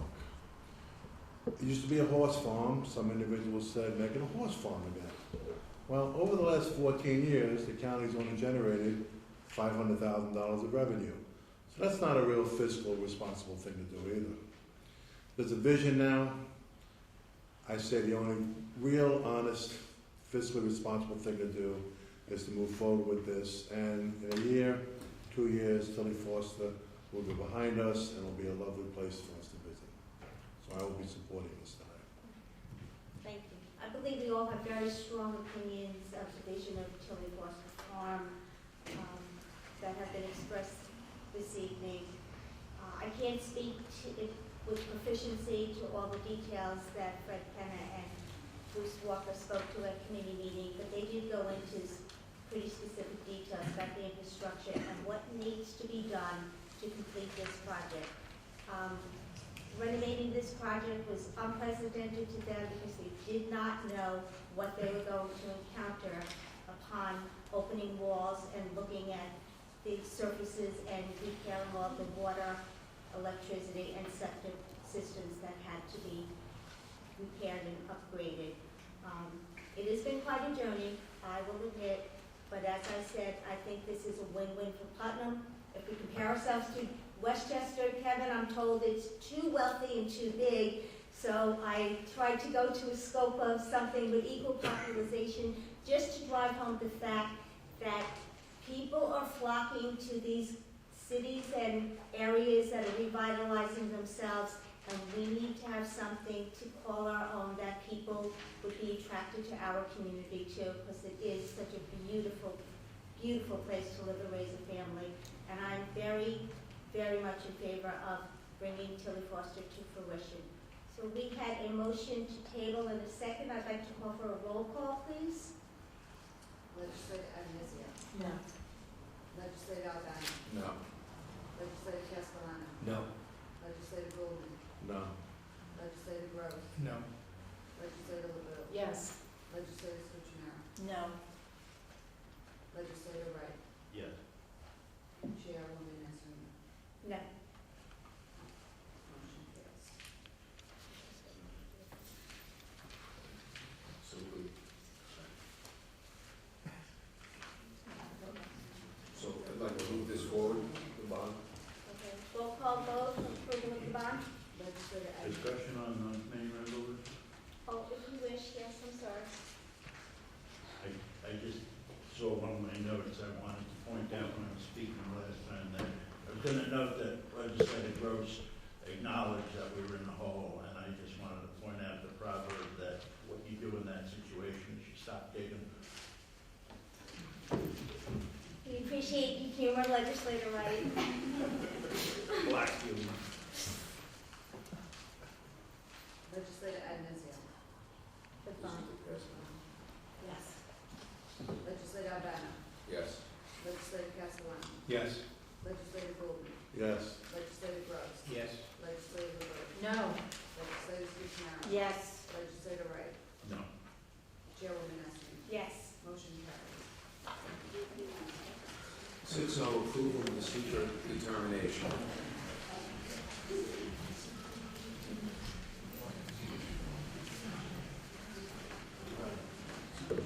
Any discussion? All in favor? Any nay? Physical is this something different or a new interpretation that, on highway equipment and vehicles that they're now implicating secret? I don't ever recall doing that inside the budget context or anything. I just don't recall secret coming up in the context of, highway materials, supplies, or bonding. And I'm just curious if there was any explanation before the committee as to why. Glenn, would you like to address that? I don't see any requirement from Buckley and Delaware as to why request for a secret diploma. If you look at the whereas refers to government property, land, radioactive material, pesticides, herbicides, other materials. I kind of agree with you, Kevin. I don't really see the necessity, but if they think it's necessary, I can sleep knowing that they're saying it's a type 2 action. Again, is there any adverse environmental impact? So I'm good with saying, okay, if that's what they need, that's fine. I really don't see. Yeah. I don't see the harm in saying I'm comfortable knowing that there's no adverse environmental. So if they think they need it, I'm good with it, but whatever. Thanks for the explanation. I agree. I think if they follow this format to pursue the secret determination, that is something that they deem necessary, so, I'm good with it as well. Any other comments? All in favor? One extension? This is, I'll vote yea. One abstention. who's abstaining? Who's abstaining?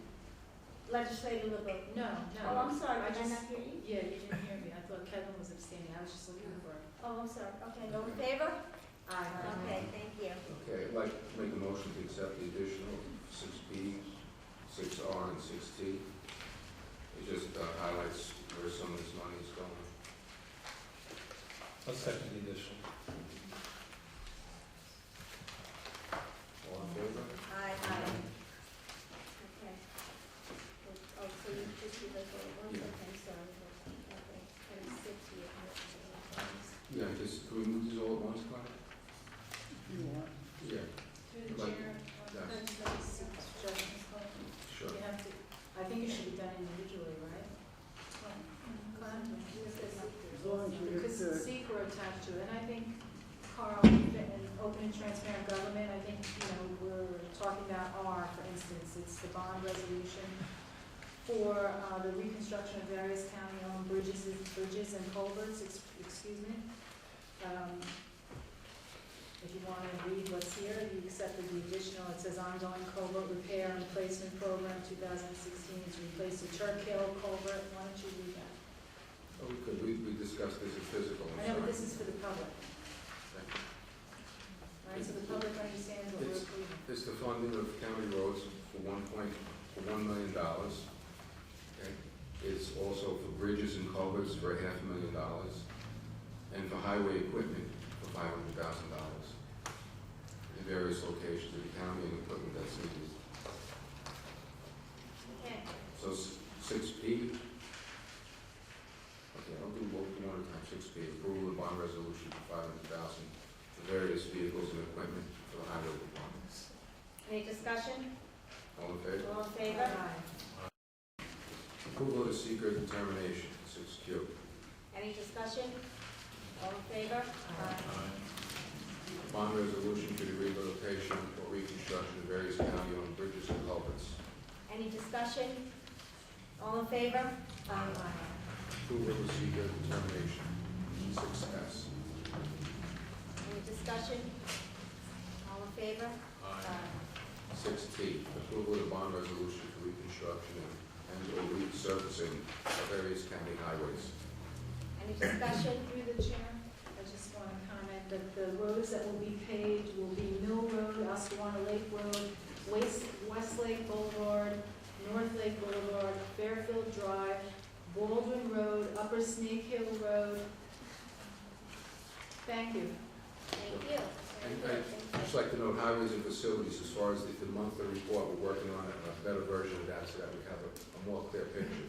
We do approve and review these things. However, the monthly report is going to be very beneficial for all of us, so that's going to be, we're working on it right now. Okay, 6U.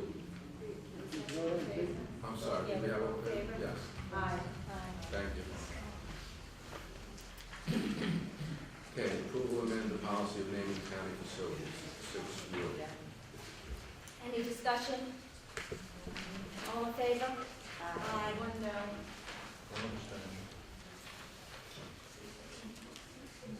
6B, approval local law authorizing the lease of property located at 1756 Route 9D, Cold Spring, New York, for a term of 15 years. Any discussion? One no. All in favor? Aye. 2 no. 6W, approval amend resolution 240 of 2015, execution of charitable donation agreement, Butterfield. Any discussion? Through the chair. Yes. I will not be voting in favor of this as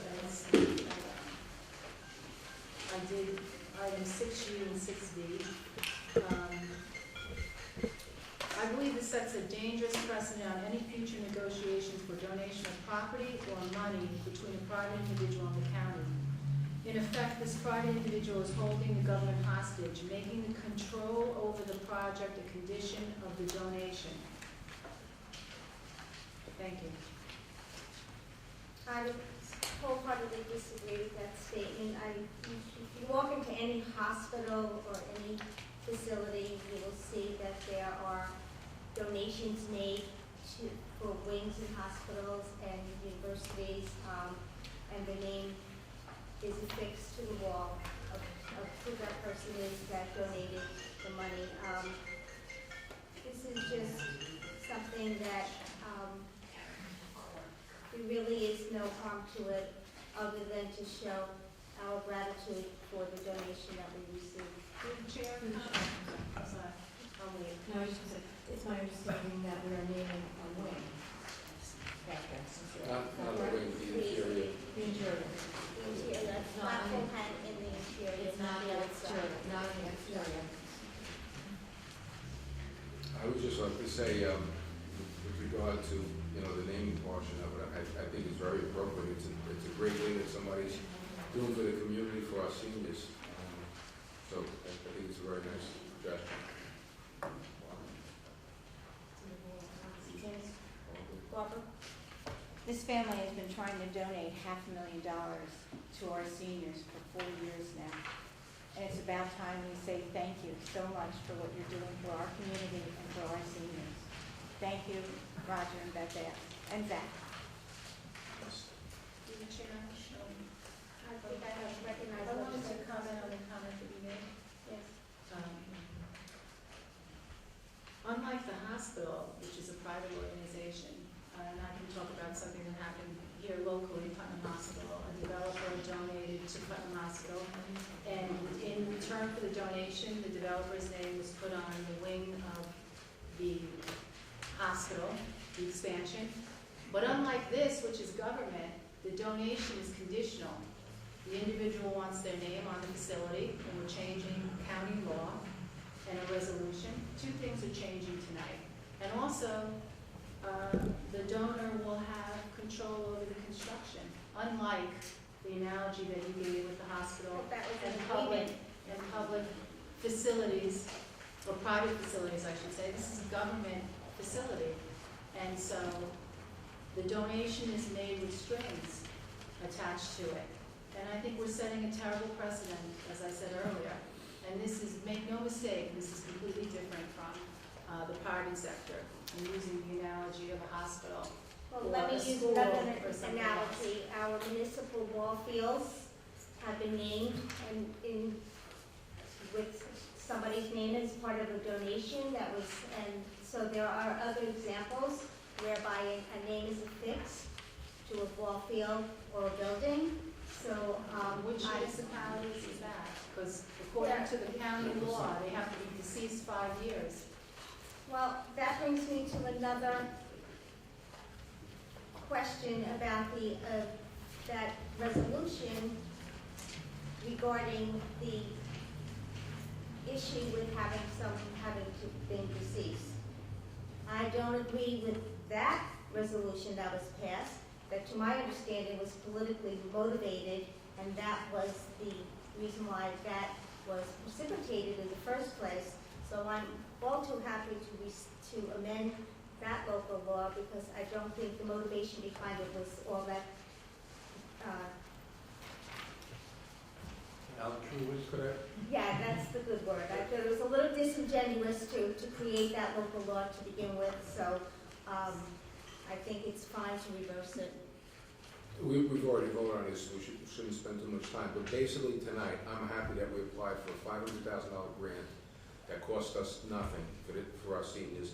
And I'm very thrilled with the fact that somebody did this charitable contribution, again, for our seniors. We're talking about $1 million here that's gonna go a long way when you put the two of these together.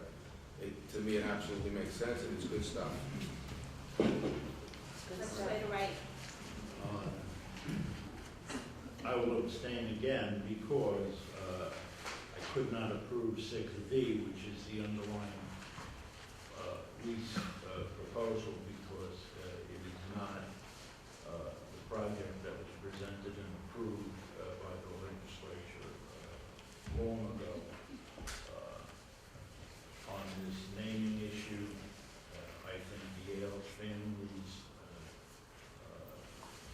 history suggests without question that they are great benefactors to the community and charitable world, and I seriously doubt whether there are any serious requirements for a name being stuck on a building. But to the extent that I don't believe we ought to be approving a lease that has no resemblance to the original proposal before the legislature, obviously, I would likewise abstain on 6W. Thank you. Any other discussion? Okay, roll call, please. Legislator Avenazio. Yes. Legislator Albano. Yes. Legislator Castellano. Yes. Legislator Goulden. Yes. Legislator Groves. Yes. Legislator LeBeau. No. Legislator Scuccinaro. Yes. Legislator Wright. Abstain. Just for the record, Chairwoman Nasrino. Yes. Motion carried. Thank you. Okay, now call upon Legislator LeBeau, Chairwoman of the Rules and Actions and Government Relations Committee. Thank you, Chairwoman Massimino. On behalf of myself and legislators Albano and Scuccinaro, I'd like to move forward agenda item 6X, which is approval litigation of settlement in the matter of, just give me a second. In the matter of Children's Station of Brewster Inc. versus Putnam County. In the resolution amount, the total amount is $16,000, $10,000 of which will be paid by the county. Any discussion? Roll call? Legislator Avenazio. Yes. Legislator Albano. Yes. Legislator Castellano. Yes. Legislator Goulden. Yes. Legislator Groves. Yes. Legislator LeBeau. Yes. Legislator Scuccinaro. Yes. Legislator Wright. Yes. Chairwoman Massimino. Yes. Motion carried. Agenda item 6Y, approval of litigation settlement in the matter of Adam Beals. Well, actually, Motion to I amend make the a motion to amend the resolution. Do I have a second? To add, I want to add the settlement amount. I'll second it. say what we Okay, $41,750. Any discussion? Roll call? Legislator Avenazio. Yes. Legislator Albano. Legislator Castellano. Yes. Legislator Goulden. Yes. Legislator Groves. No. Legislator LeBeau. Yes. Legislator Scuccinaro. Yes. Legislator Wright. Yes. Chairwoman Massimino. Yes. Excuse me, through the chair. Roger, this is just to amend the resolution so it contains the settlement amount? That's what the vote is. Okay, my problem is with the settlement. Okay, but that's, we're gonna, Admitting to the right numbers you're talking about. yeah, we're just amending it so the resolution reflects the proper number, and then we'll have to vote on the actual Okay. resolution. Pass, so. Okay? So, do you withdraw your? I'll withdraw mine now. Otherwise, it can't be voted on tonight. Yes. Okay. Unanimous. Okay, it's unanimous. Thank you. Okay. Go forward again, approval litigation settlement, 6Y, again in the matter of Alan Beals, in the amount of $41,750. Any discussion? Roll call? Is it C? We amended the resolution, Oh, now we're voting on the So actual. because I wanted to include the dollar amount in the resolution. Anything, Roger? You want to say? I just, I know it, I'd okay. like to call roll call, so we have it for the record. Legislator Could I just say something? Yeah. I know it'll pass, and I understand the mathematics of dollars and cents, but we get all these ridiculous litigation issues, and I'm tired of it, my God, the amount of money that we give away. I understand the lawyers get more and it's cost effective, but I can't stomach this one. Okay, roll call? Legislator Avenazio. Yes. Legislator Albano. Reluctantly, yes. Legislator Castellano. Yes. Legislator Goulden. Yes. Legislator Gross. No. Legislator DeWolf. As Legislator Albano said, reluctantly, yes. Legislator Scucciaro. Reluctantly, yes. Legislator Wright. Yes. Chairman Nixon. I share Legislator Gross's sentiments, and I will too vote reluctantly yes. It's a new one. Just a minute. Okay, moving on Put that to, before the rules committee. moving on to the Personnel Committee. On behalf of myself and Legislators Castellano and Wright, I would like to move approval of the budgetary transfer 16T069 for the pilot program. I just would like to speak to this a bit.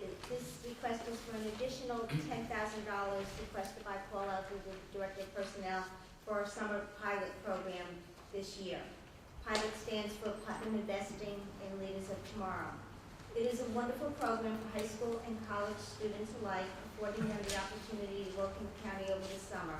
We've had over 100 applications this year alone. The request is to satisfy 4 or 5 additional students. We truly have outstanding quality students that applied, and it's a wonderful experience for them. It's also a wonderful endeavor for the county.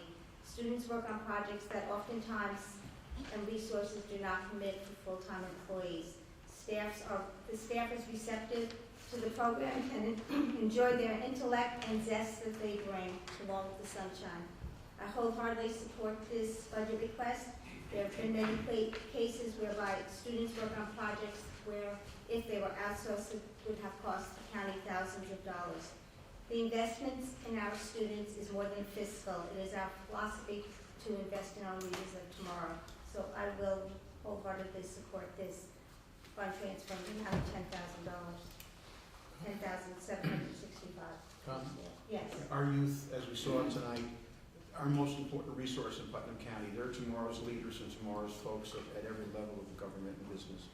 And this program, this is a minuscule amount of money for what it does. A number of my former students and acquaintances have gone through the program. They come back and work at Christmas time.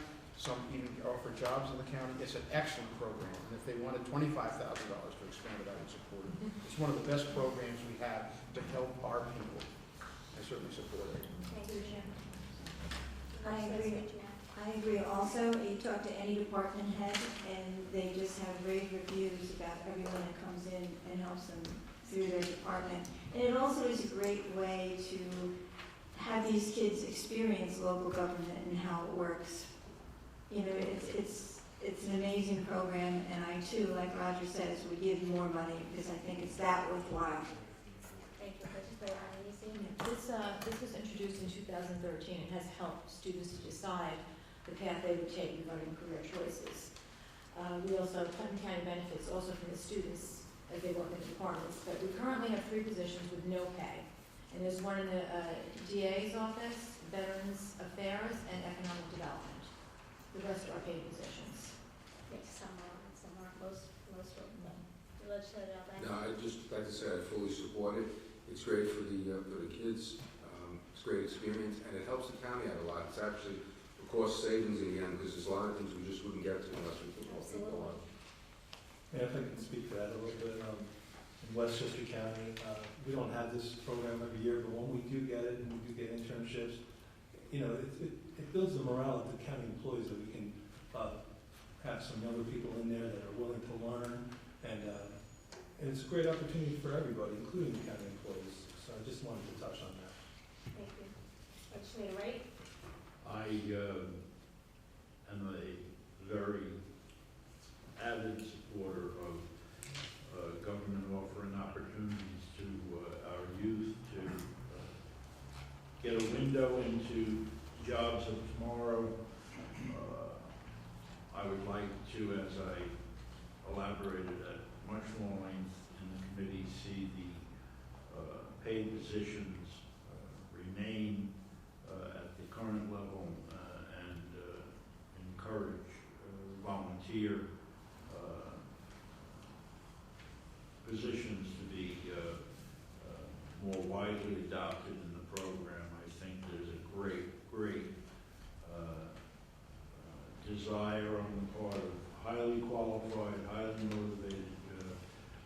students, if money were the object of the exercise, they could certainly do better than the county pays under this program. So I think you would continue to attract, and I'd like to see the program directors encourage program growth through expansion of the volunteer component. Thank you. Legislator LeBeau? I agree with Legislator Wright. I can't support the additional funding of $10,000 this evening. I think we should be expanding the volunteer component to this, the volunteer program. In 2013, we adopted, the adopted budget was $45,000, and then in 2014, again, it was $45,000. 2015, it jumped up to $70,000, and now we're asking on top of the $70,000, we're asking for an additional 10. I can't support it this evening. I concur with all the comments that were made. The program has gotten increased popularity with each year. As cited, it was 100 applications this year alone. We certainly couldn't fulfill the demand for kids seeking out to have these summer intern jobs. So, Sure they're getting paid. well, they need summer jobs. Kids work in the summer to earn extra money to offset their college tuitions, and ideally, I don't think it would be feasible for many of them to volunteer a whole summer working 28 hours a week. Maybe we could look into something in the future whereby credits can be established in lieu of payment. That might be a win-win on both sides, but for now, I think this program is just absolutely terrific, as is. The fact that we're increasing it, it infers that it's working very well. There's a need for it, and it's justified. If somebody came back and said, if it hasn't worked, it's not going in the right direction, fine, but people are asking for more, so obviously anyone who's used it is very happy with it and sees a need for it. If I could, through the chair. Carl, the problem is that we're getting eerily close to two, starting positions. We're heading towards, we're at 80,000 and change, and that's almost 2 full-time positions depending on the department. Entry level, and that's full-time for the year. So although this sounds great, and I do support it, I think we should be moving more to, instead of increasing the funding every year, we should be opening up the opportunity for volunteerism and having us. I agree with that. Okay, because these are 2 full-time positions, and that's where we're, and that's for the year. This is only part-time for the summer. So if we have the funding for this pilot program, maybe we have the funding to fill some of the vacancies that we have. Well, I don't think the hours would match. In other words, the hours that we're getting for this amount of money come nowhere near the hours we would get for 2 full-time people. These are minimum salary, without bells and whistles and benefits. Well, Again, without benefits, but you can have a part-time person, which is 30 hours a week, permanent for the year. we should ask the math and take a Okay, look at well, it. that's what it is. Again, It's a full-time $40,000 position, part-time without benefits, it's full-time. But full-time. Part-time positions, permanent, excuse me. Part-time, permanent, full-time do come with some benefits, even at part-time, not medical, but, again, this is not just a fiscal overture on our part, this is a philosophical overture where we are investing in many students who have an experience for which it is a defining moment for many of them, where they get to experience hands-on how government works and really helps them choose their vocation in the future. So it's not just based on the dollars and cents and the nickels and dimes of it all, it's based on the fact that we're doing a good thing for our youth and for our community, as evidenced by the significant amount of applications that we get each year. Okay, any more discussion? All in favor? One no. Two no's. 2 no's, okay. Okay, item 6AA is approval of the ratification of the PCSEA contract. I would like to move that forward. Can I call for a roll call on that, please? Legislator Adamson. Yes. Legislator Albano. Yes. Legislator Castellano. Yes. Legislator Golden. Yes. Legislator Groves. Yes. Legislator LaBeouf. Yes. Legislator Scootamo. Yes. Legislator Wright. Yes. Chairwoman Nestor. Yes. Motion carries. Okay, any other business? Is there anybody in the audience that wishes to speak? Please come forward and state your name.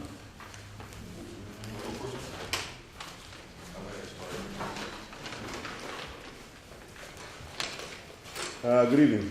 Our president is laid up, got hurt at work, so I got short. Honored legislators, good evening. My name is Frank Caruso, and I'm a second vice president of the Putnam County Sheriff's Employee Association. I've lived in this county for 23 years, and I have been a member of the Sheriff's Department for 22. I'd like to thank you for taking the time to discuss the PCSEA contract. The PCSEA has been without a contract since December 31st, 2011. As part of that contract, the members were supposed to receive a copy of that contract, which we never received. We don't even know what we are entitled to have, as the county has continued to drag its feet on this matter. This tactic of delaying negotiations and letting time drag on is detrimental to morale. 4.5 years without a contract is sad. Because of this tactic, the 9/11 dispatchers refused to wait any longer and have now joined the CSEA. We are disappointed that they left our union, but we are also understand. The current contract offered by the county was voted down by our members 46-30. But during our meeting I had with County Executive Ms. Odell in February, she was informed by her staff that the vote was 50-50. During 2 personnel committee meetings, when it came time to discuss the PCSEA contract, both times discussion was brought into executive session. These secret sessions and the passing of misinformation leaves us with no choice but to ask that you take into consideration and grant the PCSEA binding arbitration. Thank you. If this offer that we got was before April 9th of last year, we might have said yes. But it's not always about money. April 9th, John Bondra, an officer of ours, passed away. No emails, no honor guard. Westchester was there. Dorchester was there. Putnam County, where he worked, a union member, nobody was there. Thank you.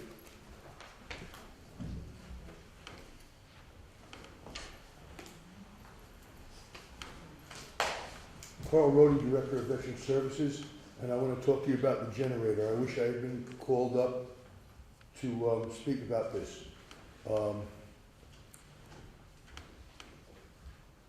With the delay that you put on it, we're waiting another month. That means 2 to 3 months before we get the generator put in. We do not have a working generator. If God forbid we have a heat wave 2-3 weeks from now, power goes out, the 10 veterans living there will have no air conditioning. I may have to get them out of the building, go somewhere else at the county expense because there's no generator to keep the air conditioning going. Keep the lights on. They'll be there in the dark. I think this is a big mistake. I'm going to put my money where my mouth is.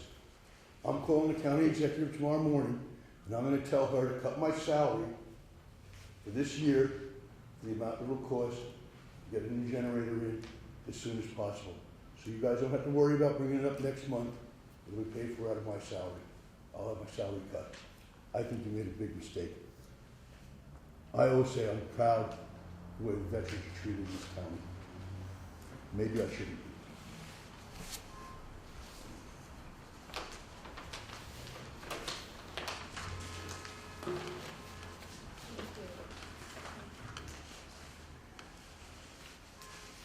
Recognition of legislators. Veterans Day, Memorial Day is coming up in about 3.5 weeks.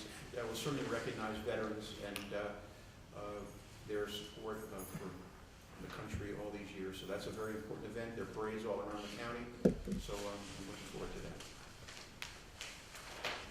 Anyone else wishing to speak?